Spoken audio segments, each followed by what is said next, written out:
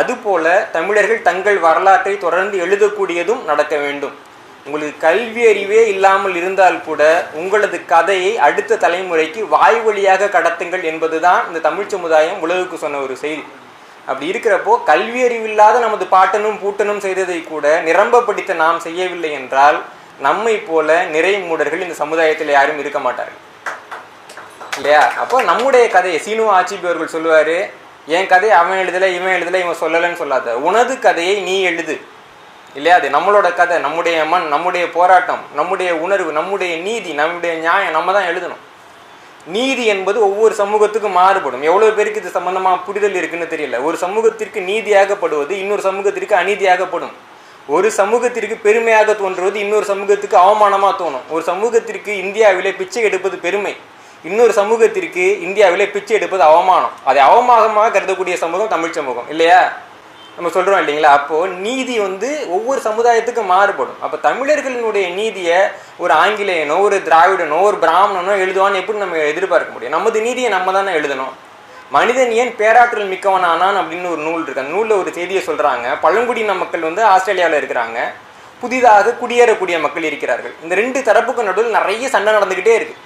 இந்த குடியேறிய மக்கள் இங்கே இருக்கக்கூடிய பழங்குடி மக்களை கொன்று குவிக்கிறார்கள்.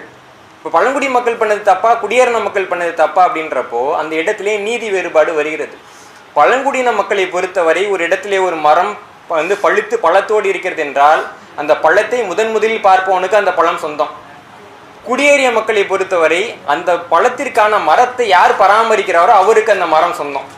அப்ப இவன் போயிட்டு பழம் இருக்குன்னு பறிச்சு சாப்பிட்றான், அவன் ஏன் பழத்தை நீ பறிச்சுன்னு வெட்டுறான். இந்த ஒரு புரிதலின்மை காரணமாக அந்த மக்கள் தங்களுடைய தரப்பு நியாயத்தை முன்வைக்காத காரணத்தினாலே அவங்க லட்சக்கணக்கில் அடிக்கப்பட்டார்கள். தமிழர்கள் தங்கள் நியாயத்தை பேசாமல் இருந்த காரணத்தினால், தமிழர்களின் நியாயம் என்ன என்பது வெளி உலகுக்கு தெரியாமல் இருந்த காரணத்தினால் தான் இலங்கையிலே நாம் மாபெரும் இன அழிப்பை சந்தித்தோம். நமக்கு உதவுறதுக்கு யாருமே இல்லைன்னா நம்முடைய நியாயம் என்னன்னு யாருக்குமே தெரியாது. அப்ப நமது நியாயத்தை, நமது போராட்டத்தை, நமது வரலாற்றை நாம் தான் சொல்ல வேண்டும். அப்படி சொல்லவில்லை என்றால் நாம் மட்டும் மரித்து போகவில்லை, நமது சந்ததிகளும் நம்மோடு மரித்து போகுமாறு நாம் செய்து விடுவோம் என்பதை நாம் நினைவில் கொள்ள வேண்டும். அருமை நண்பர்களே, நீங்க மட்டும் இன்னைக்கு வரலாறு எழுதலைன்னு வச்சுக்கோங்களேன், ஒரு 50 ஆண்டு கழித்து தமிழ்நாட்டை ஆளப்போகின்ற வடக்கர்கள் நாங்கள் தமிழ்நாட்டுக்குள்ள வந்தோம், தமிழர்கள் தொடர் வண்டியில டிக்கெட் எடுக்காமல் போயிட்டு இருந்தாங்க, நாங்கள் தான் தமிழர்களுக்கு டிக்கெட் எடுக்கிறது எப்படின்னு சொல்லி கொடுத்தோன்னு எழுதுவாங்க.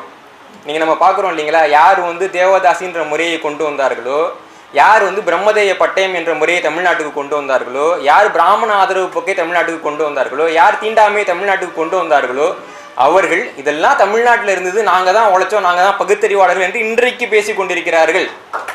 இவர்களுக்கு வடக்கர்கள் சளைத்தவர்களாக இருக்க போவதில்லை. அதனால நமது வரலாற்றை நாம் தான் எழுத வேண்டும். இங்கே பேசுகிறப்போ ஒரு தம்பி சொன்னார், நான் நூல் எழுதினா பெருசாக விற்கவே இல்லை அப்படின்ட்டு. இன்னைக்கு நேற்று கிடையாது, மறைமலை அடிகள் சொல்கிறாரு, நான் அவ்வளோ கடினப்பட்டு எழுதி அதுக்கு மெய்ப்பு பார்த்து அவ்வளோ போராடி ஒரு நூலை கொண்டு வந்தால் 500 பிரதி தான் விற்கிது அப்படின்னு. மறைமடிகள் காலத்தில் இருந்து கூடவே பிறந்தது இந்த வறுமையும் புலமைன்னு சொல்லுவோம் இல்லைங்களா?